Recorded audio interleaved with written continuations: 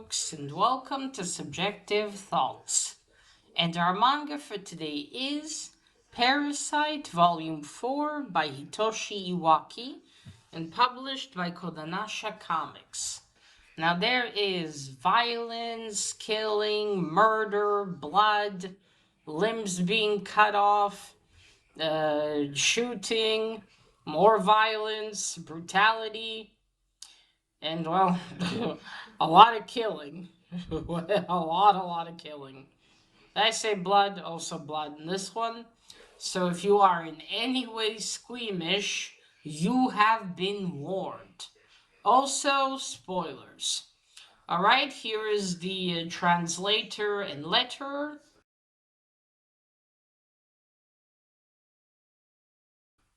And of course, the story and art are by Hitoshi Iwaki. So, when we left off Shinichi Izumi in Volume 3, he has just killed a parasite by the name of Shimada. I think it was Shimada. I think Shimada. That was disguising himself as a student in school to watch him by the instructions of the parasite that was in that teacher's body. So in Volume 4, we continue on with old Shinichi here. Yeah, he's going to school as always. His friend, kind of girlfriend, Satomi. I don't know if I'm butchering that, but I really should remember her name. So that's her first name. Yeah, so she, looking at Shinichi, wondering what's up with him. Sad that she wish she knew him before to see if he was indeed that different. But in this volume here, there's a lot more development with the parasites. First of all, in the next town over from where Shinichi lives, they have grouped together. There's like 8 or 9 of them. And with this group is that teacher parasite that we met all the way in Volume 1. Was it Volume 1? I think it was in Volume 1.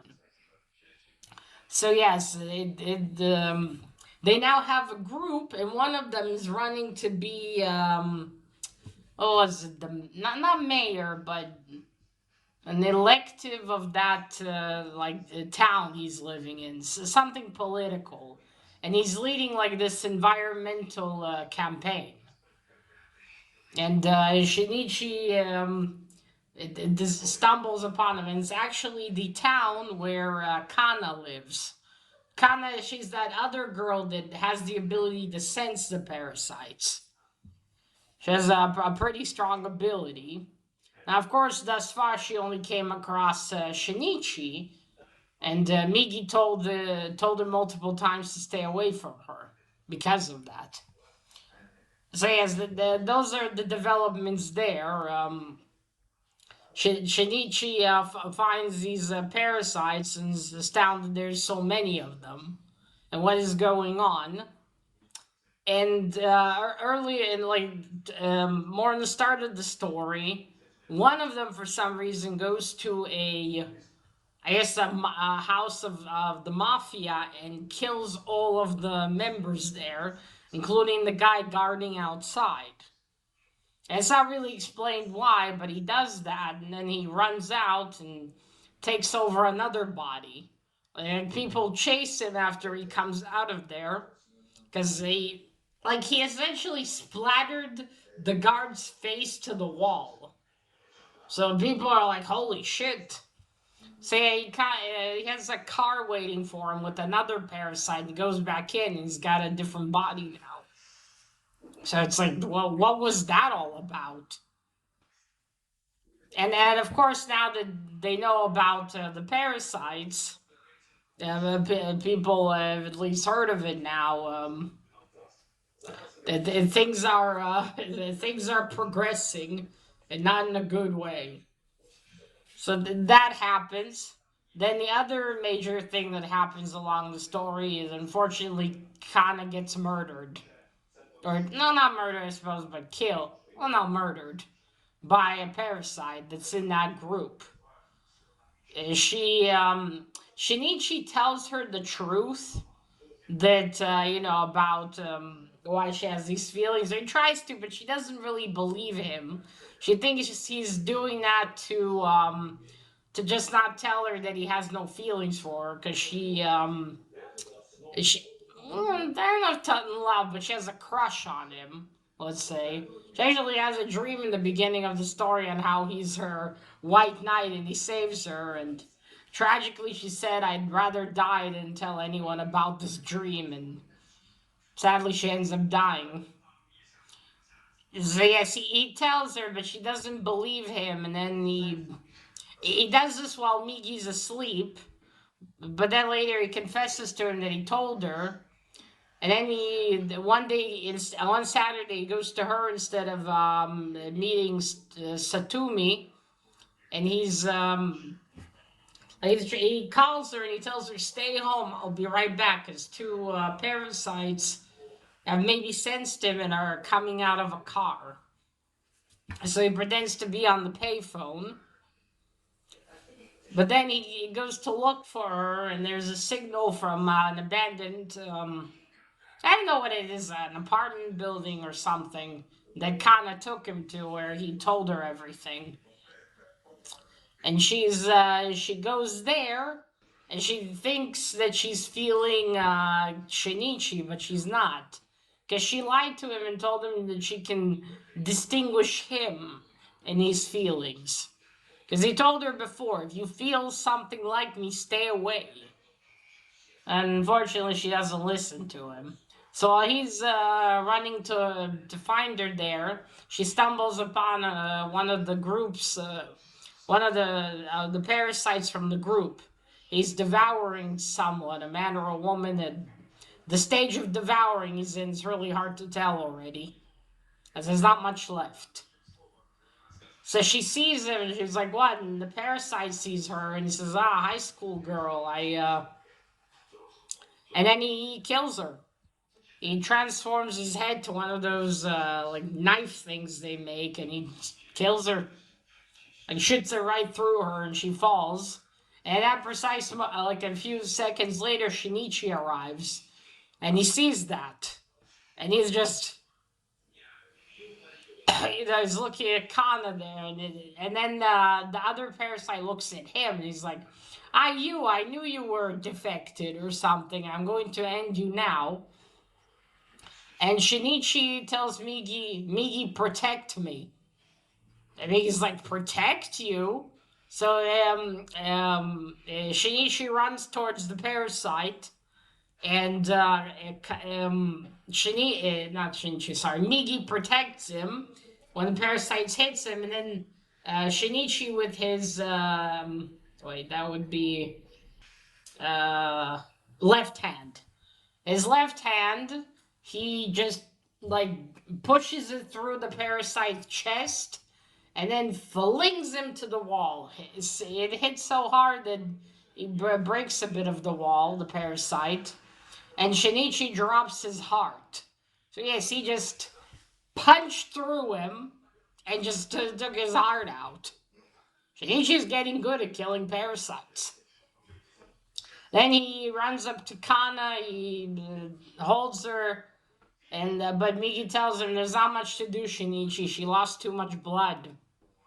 And Kana, he holds her up, and she's still conscious, and Shinichi doesn't know what to do. And she remembers her dream. She said this already happened. She's remembering, and sadly she dies. And then there's a funeral for her. She's from another high school, not the same one Shinichi goes to. And now, interesting enough, I thought Shinichi was gonna maybe alert the police and then run, but he actually stays on the scene there. Which makes me wonder if because his hand was full of blood. I guess he could have explained it with him picking up Kana, and that's how it got bloody. As I'm surprised he didn't. Well, I guess he wouldn't just abandon Kana like that. But yeah, that doesn't bode well for him. It seems a bit suspicious. But anyway, now the government they have another sample. They have another parasite body to study. And so Shinichi goes to the funeral. You got those two, I guess, government agents, or well, what were they? Yeah, but not department that studies all of this.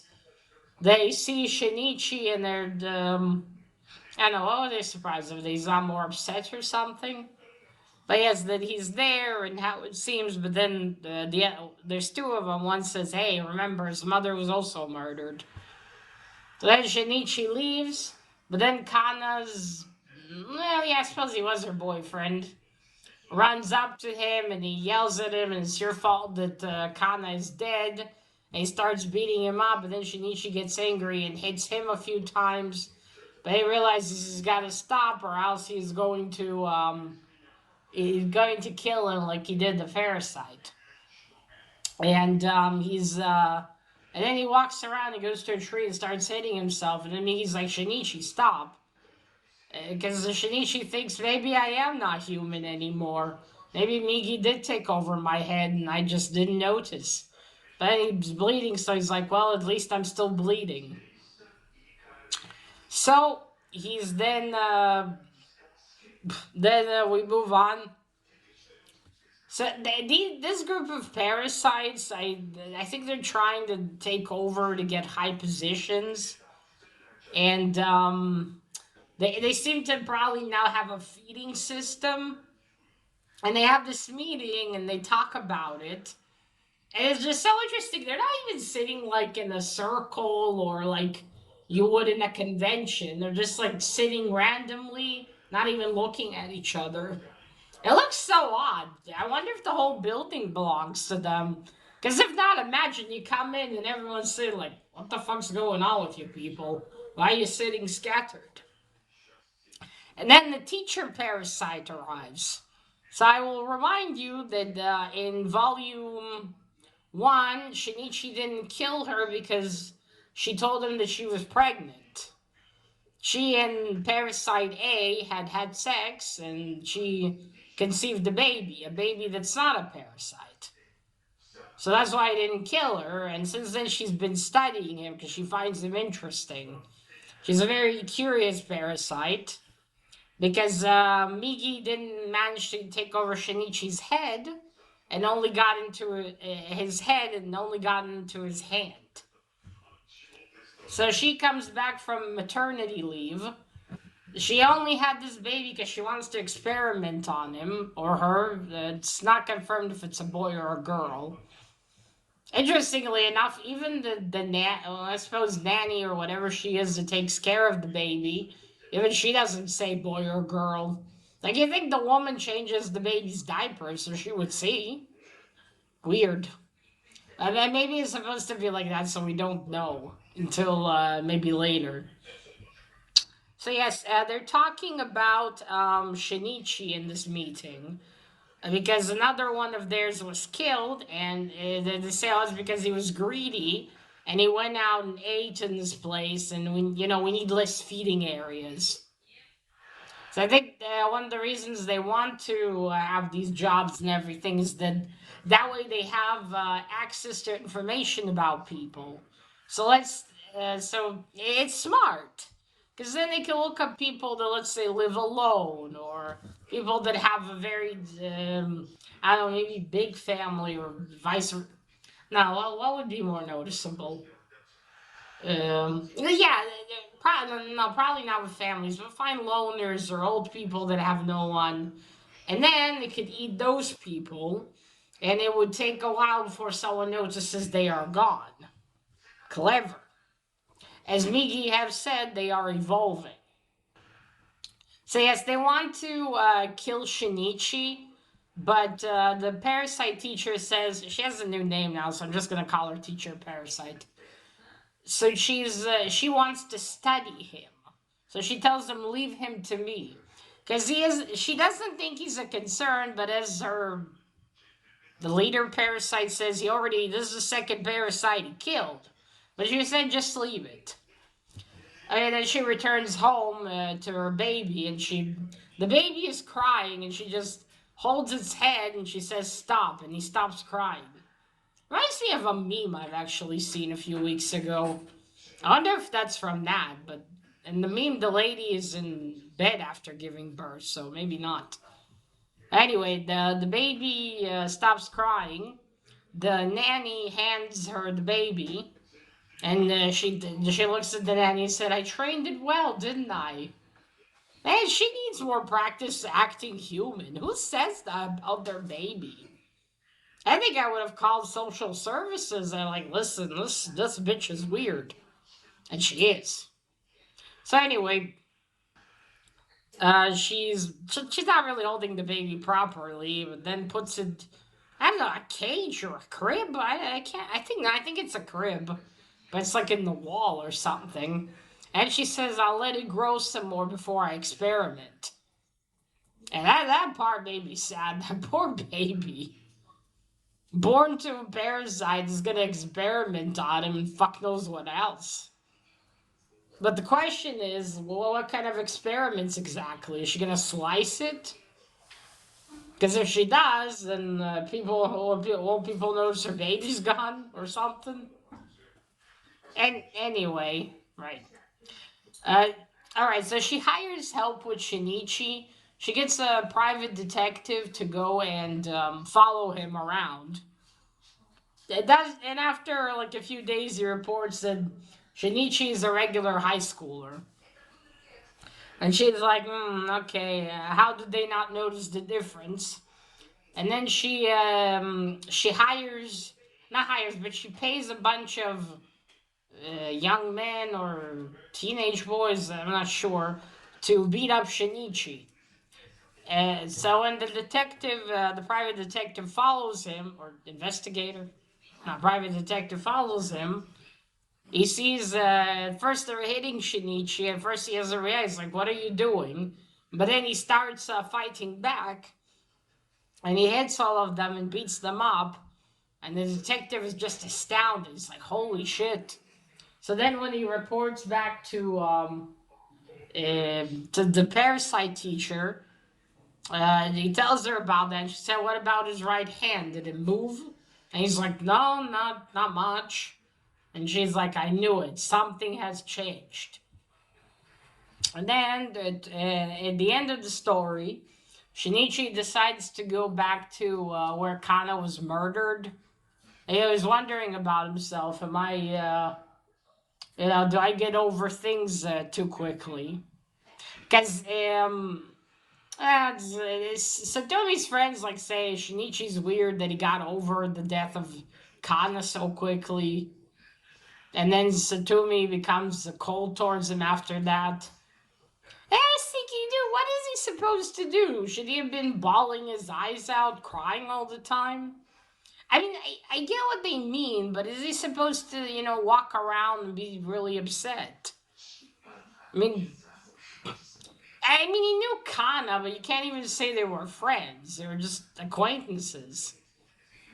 So him, not sitting and crying all the time, I feel would be normal.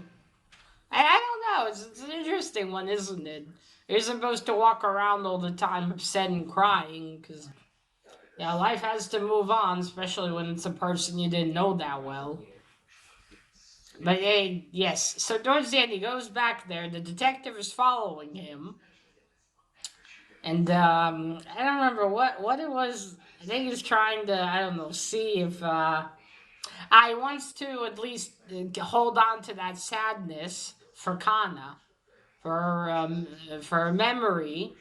And Migi's there with him, and Migi, starts making shapes of himself, and the private detective sees that and takes a picture. And then Migi goes into battle form and tries to kill the detective, but Shinichi stops him, holds him back. But then Migi uh, uh, unattaches himself to Shinichi and goes after the detective who can't seem to run fast enough from the barbed wire. But he doesn't manage to kill him because without Shinichi's body, there's not enough weight on him to slice him. He does get a few slices into the private detective, but doesn't kill him. Then he has no choice. He has to run back. Or not run back, but slide back to Shinichi. I guess Shinichi fell before. Shinichi goes and he's like, Migi. Shinichi reattaches himself and he said, what is wrong with you? Do you realize the implications this has on you? You've been seen. What is going to happen? He saw you. We got to go after him and kill him. And he also breaks the man's camera so he doesn't have the footage. And Shinichi's like just standing there. He's just standing there all shocked. Just looking. And that is it. That is where the manga ends. Let me just make sure something. 1 second. Oh yeah, run after him. You have to kill him. That's what Miki tells him in the end. And that's it. That's where Volume 4 ends. Sorry about that cut there. Alright, where was, yeah. So that's where Volume 4 ended. Alright, so first the cover. We'll say this is one of the more funny faces of this. I mean, look at that. It's starting to go like spirala? Or, how do you say that in English? But anyway, it's starting to go in the circle there. Look at his face. And of course, I love the purple on it. Lovely. Alright, so there we go. That's Kana there with the long hair. And that's Satumi with short hair. Yeah, Kana wants Shinichi. Oh yeah, and I forgot there was a scene with Hoda. He's Shinichi's friend, where his parents vacationed and his mother was murdered. He is also someone who's been combined with a parasite. But since the parasite is located in his jaw and lower and neck, because you see his employer pulled some hair from him, but it's gonna be normal hair, and he's wondering how Shinichi is. I forgot about that part. Oh yeah, in the beginning, there's also a scene you see here where this parasite killed this woman. It looks like drinking alcohol makes the parasites struggle to remain in form, like their face. You see? So the drunk woman accidentally grabbed onto this guy, thinking it was someone else, and paid for it with her life. This lady's another parasite. She helps him eat her. So there's that. As always, the art is amazing. So that is it. If you hear some talking, it's my family there. Alright, so that is it in with the art. It's always fantastic. Alright, so the story's going, well, getting more and more complicated. Things are getting more and more hard in the sense of, it is getting closer to things being more complicated for Shinichi as well. As the parasites are discovered now, the more samples they get, the more they'll know about them. But then what happens when they are really discovered, and what's going to happen to Shinichi or Honda? Because technically they don't have, they have a parasite in them, but they're not, the head's not controlled. But what's going to happen? Are they going to be, because are you going to start killing off the parasites? Do you kill off someone like Shinichi or Honda? Because they're both combined with their parasites. And Shinichi is kind of like a superhuman now as well. So do you just kill it or just, cut off his arm, and the same thing with Hoda? Or what do you do? That's a really interesting question about humanity here. Shinichi just getting over things a lot quicker. Because before, like he tells Biggie, he would obsess about nothing for days. So it seems like he's gotten mentally stronger. But is it really because of Migi, healing him, fixing his heart? Or is it because of everything he went through? Because changes like those can happen from that alone. It's not necessarily an alien goes into you. But it is interesting, right? Why is he like that? But I guess I'll find out in issue 5 how this continues. Oh, I'm halfway through now as well. So I wonder what's going to happen. Again, I'm sorry if you hear some talking. Alright, folks, so that is it. This is what happened in issue 4. I look forward to number 5. Now remember, collect what you're passionate about and share it on YouTube. Bye!